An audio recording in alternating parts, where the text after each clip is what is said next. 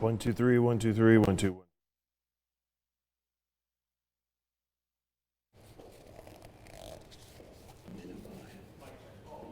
Hello, hello, hello.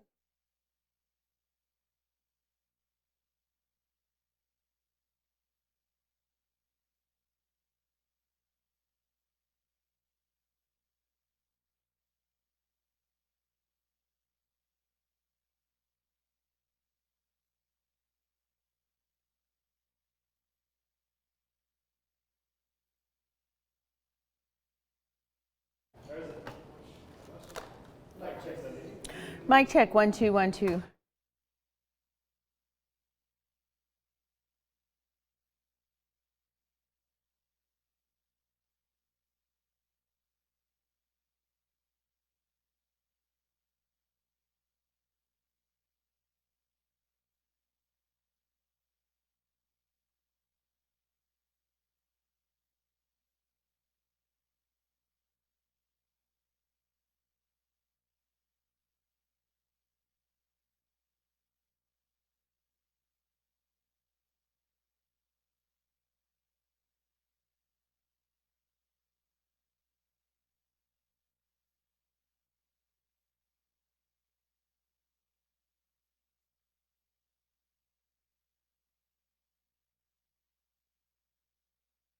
The unthinkable.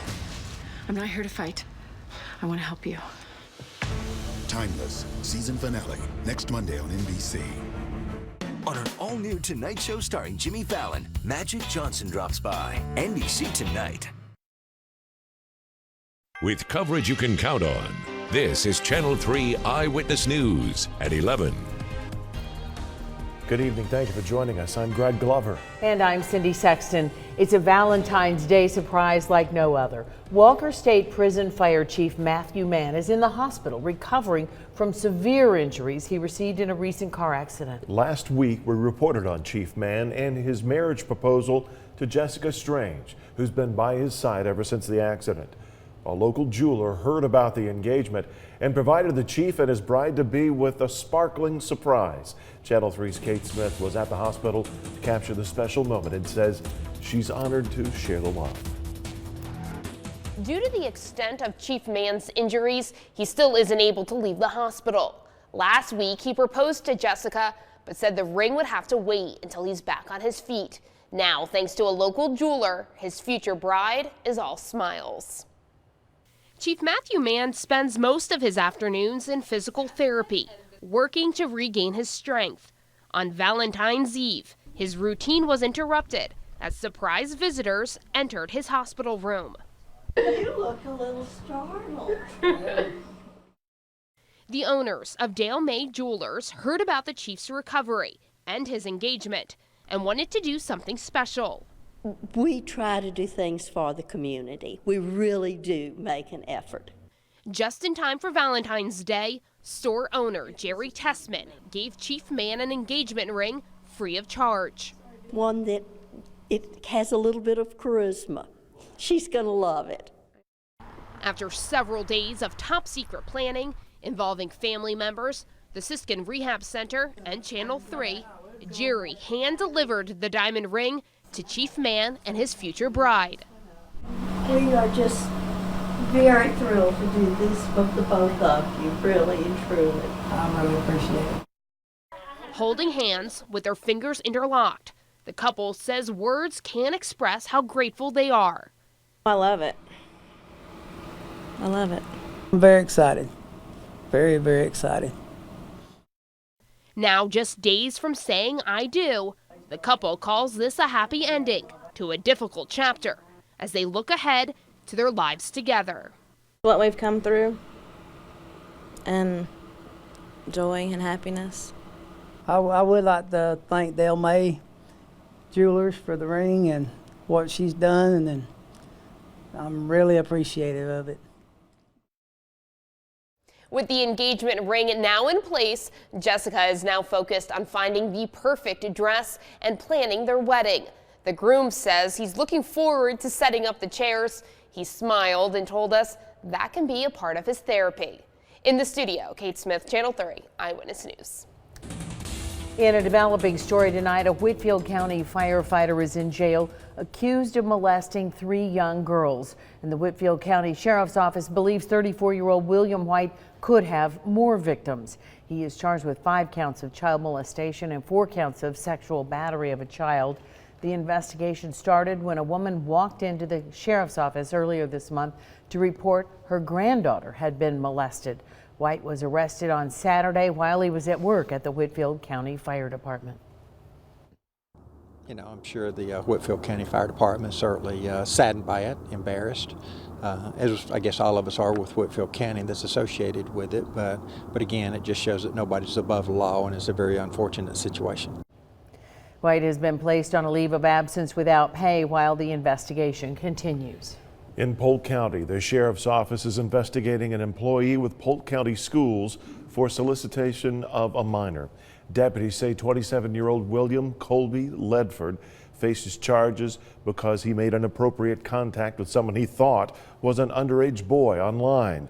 The boy turned out to be a Cleveland police officer working undercover. The Polk County superintendent has confirmed Ledford worked as a part-time bus driver, a janitor, and as fill-in substitute at some local elementary school libraries. He's now been suspended. We want to put the parents at ease that he's not a threat to the kids as far as on school property. And the charges that were placed on him, the incident did not occur at school or during school time. While Sheriff Steve Ross there believes this is an isolated incident, he is prepared to follow any leads that he gets in this case. If you have information that can help, call the Polk County Sheriff's Office. A high-ranking trooper with the Tennessee Highway Patrol was arrested this weekend and even had to be tased. Major Stacy Williams and his wife Tammy Williams are both charged with public intoxication, resisting arrest for an incident between the couple and their neighbors. Grundy County Sheriff's deputies say they responded to the Williams home after a shots fired call.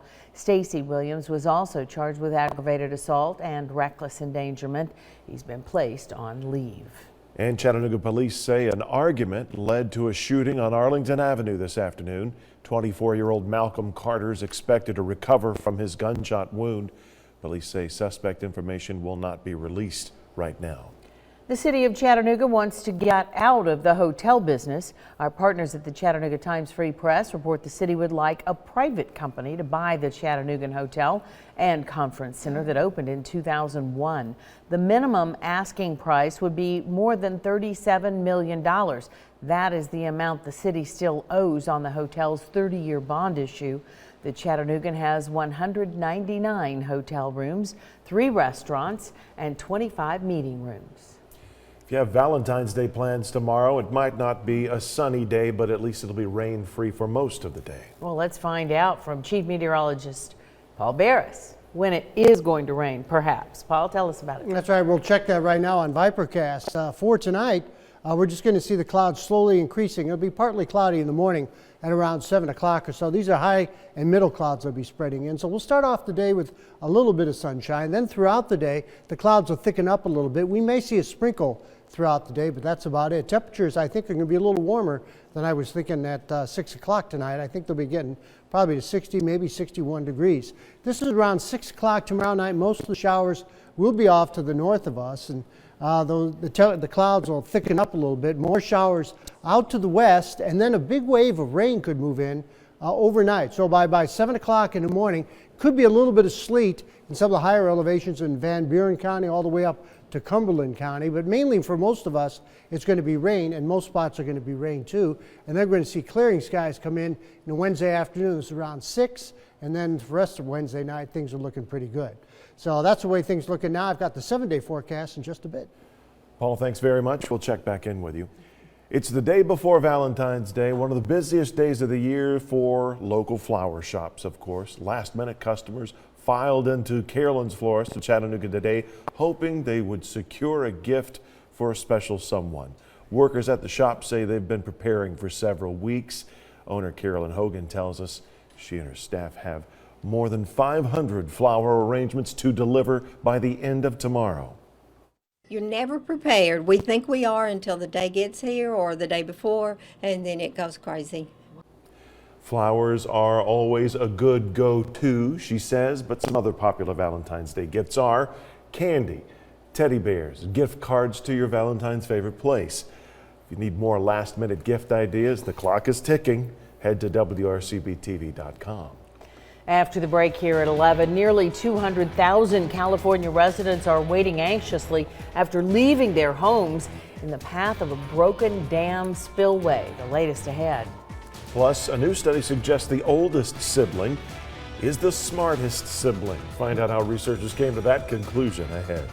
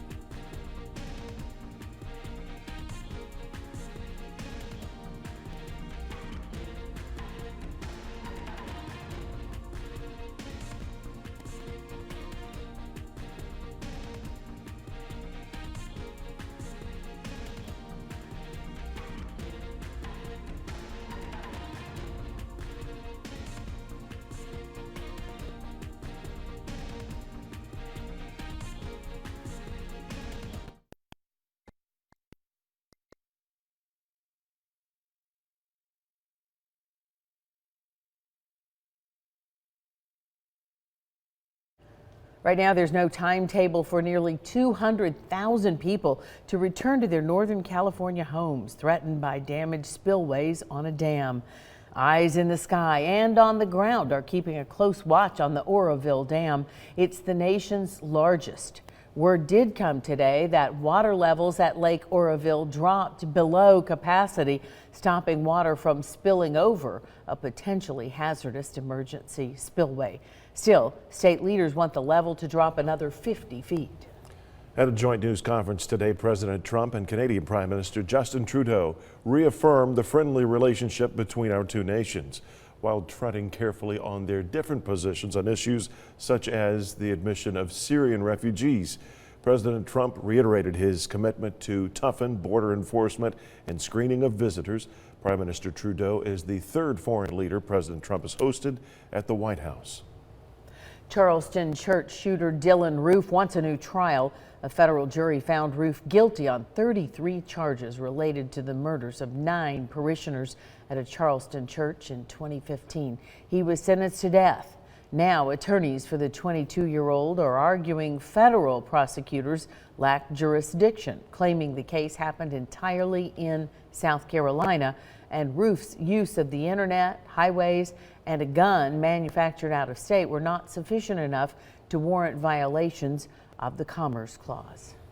Coming up on Eyewitness News at 11, how devices like cell phones and tablets could be hurting your relationships. Plus, I'm just a guy trying to make the world a little safer for my son and people like him. How one local firefighter plans to narrow the gap between first responders and the special needs community. Stay with us.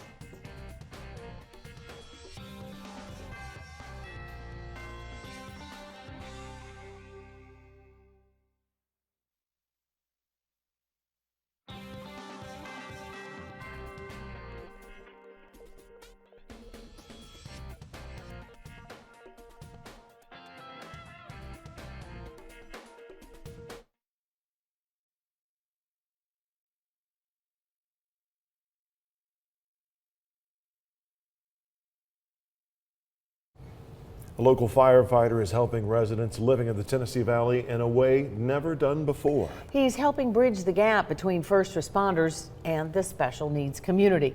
Channel 3's Michelle Herron takes us inside the training program that has the rest of the state taking notice. There is very early but exciting research to report tonight about autism. Autism is making more headlines than ever before. The CDC reports 1 in 68 children live on the spectrum. Repetitive behaviors, routine is very important. They don't typically do well with change. Autism impacts a person's ability to communicate and understand what's going on around them, which can make a first responder's job complicated when seconds are critical. Bradley County Deputy Corey Loftus knows firsthand. He just kept telling me that, he was so upset, but he didn't know how to channel, his anger. Loftus met 19-year-old Bubba while responding to a call last year. His mom called for help when Bubba, who has autism, became upset. And that's when I asked him if he's ever, done any push-ups before, and he said no, and he immediately started laughing. And so I showed him how to do some push-ups, and we did about 10 push-ups together. And then after that, his whole demeanor completely changed. Firefighters, police, and paramedics are trained on how to interact with those who have special needs. But Captain Skylar Phillips believes that may not be enough. I'm just a guy trying to make the world a little safer for my son and people like him. Tuesday, Wednesday. Phillips is using what he's learned as a parent of a child with autism to educate others who wear a badge. Another sign to look for, there's the echolalia, where they repeat what you say back. If you see things like that, you know that this might not be your typical call.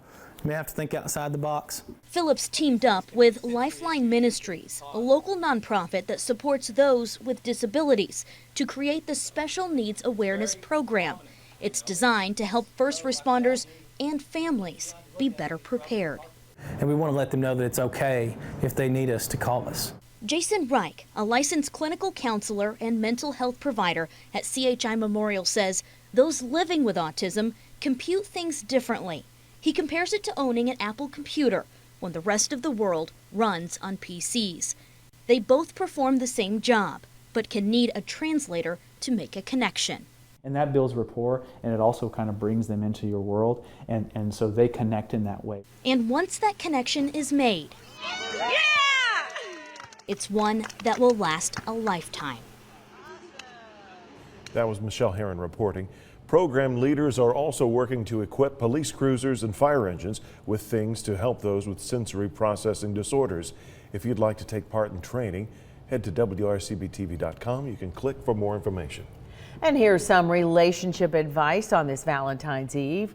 Put down your phone. A new study found nearly half, 45% of survey respondents reported getting into an argument with a friend, significant other, or family member over being on a device while together.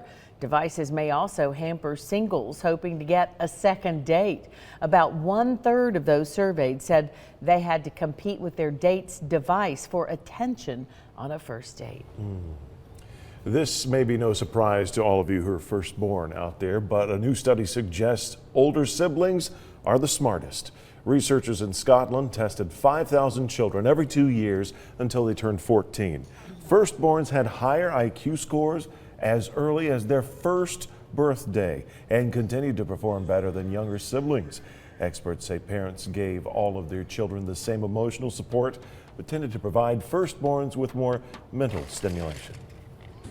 For those of us who are only children, we are always the smartest, right? Yeah, Lucky. and the other, the opposite, right? Stop it. Here's Paul Bearettes. I won't tell my little brother. Okay. Okay. All right. He's actually bigger than me anyway, so I'm definitely not going to tell him. All right, a few more clouds coming up overnight, and by 7 o'clock we'll see mostly cloudy skies, about 36 or so, but 56 by about 3 o'clock in the afternoon, so we'll be warming up nicely. Here's where all the rain is, and even some thunderstorms down into Texas. There's plenty of rain out there, and this is going to be traveling off to the east. So we got a real good chance for some rain coming up, especially late tomorrow night. It's not a real fast mover as of right now. We don't have any rain right here. As a matter of fact, we have pretty much fair skies. So get ready for some rain coming up in about 24 to 36 hours. Winds are calm right now. Pollen count was very high this morning when they measured it because of how warm it was over the weekend, especially on yesterday. But right now it's 38, it's 37 in Cleveland, 40 out in Dalton, 32 already in Murphy, and 34 in Fort Payne. So it's going to get in the 20s out in the Blue Ridge. 59, 39 the high and the low for today, no rain. And then 58 in Dalton, 61 Lafayette, Trenton, Calhoun. Got to 61 also in Ellijay with 58 in Chatsworth, 62 in Scottsboro today. While it's 59 in Dunlap, Cleveland got into the mid-50s, so did Riceville and Ottawa with 54 in Ringgold, 62 in Varnell. And right here at Channel 3 we had 58, Red Bank 56, Eastridge 57. It's 57 also in 10 Mile with Pikeville at 58, Coal Mine 55, Jasper at 62, and even Murphy at 61. So it was quite a pleasant day again. Here's another view of Vipercast. This is the regional model here. See the clouds increasing for tomorrow, and most of the green, that's where the rain is going to be north of us by 5 o'clock tomorrow afternoon. And then we're going to see that rain move in overnight. Some of it could get heavy at times, and into the Blue Ridge there may be a little bit of sleet or some very light snow, but it should be melting fast. Then we dry off into Wednesday very rapidly, some morning showers Wednesday, and then it's out of here. And then we have dry weather continuing right into Thursday, and more than likely right into Friday too. Some dry weather continuing with lots of sunshine, so that'll be nice. Right now we're thinking about maybe on the average a half-inch of rain. I'm crossing my fingers, hope we get that, we could use it. Pinpoint forecast says Montego at 55 with the clouds increasing for tomorrow, and Hickson will be warmer at 60, but the clouds will be increasing all over the place too, even in Hickson. 35 tonight with some clouds and light winds. Tomorrow, highs will be near 60 with clouds increasing. For tomorrow night, 43 with some showers developing late, probably after midnight. And on the Channel 3 Storm Alert 7-day forecast, first half of Wednesday looks wet with 53. Sun comes back on Thursday, 53. Friday's a nice day, sunny and 61. And on Saturday, we may see a sprinkle right now. It's not a lot of rain, 63 for the high, and then a big warm-up again. Sunday, 67 at least. Wow. Monday at 70. Mid-February. That's just amazing to me. I know. Paul, thanks. Okay. In sports, the Bradley girls finish perfect in regular season play. Plus, the Mocs may have a veteran team, but they're never too old to learn. Paul Shaheen explains next in sports.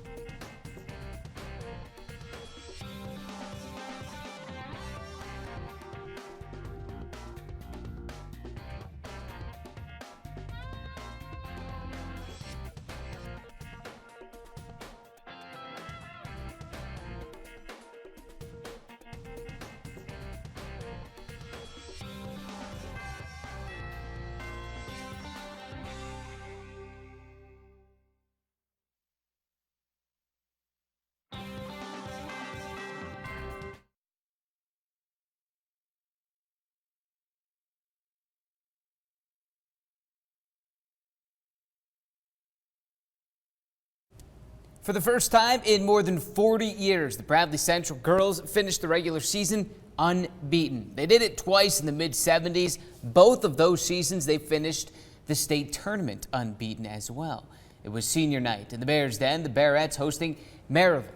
Bradley started 5 seniors tonight. One was Hallie Hughes. Hughes driving, finishing with her left hand. Hughes, the future Lee Lady Flame, at 15 on the night. Then it's senior Emma Brown spotting up from the corner. Bradley by 18 in the second quarter.